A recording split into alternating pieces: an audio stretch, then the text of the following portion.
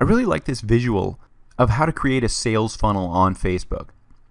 So first off, the top of the sales funnel, or the upside down triangle, is posting engaging and shareable content.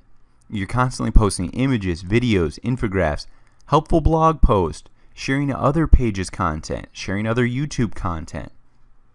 Your goal is to attract and bring people to your page. This is the top of the funnel. We're building interest. Next, we have offers and promotions.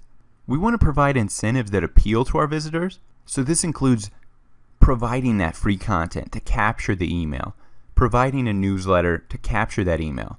These are those low threshold items that turn a fan into a lead.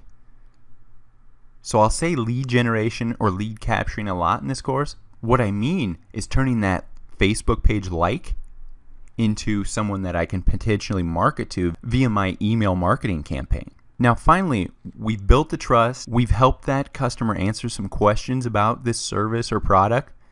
Now we offer the promotion. We send out the deal, the coupon code, whatever it may be, but we turn that lead into a sale.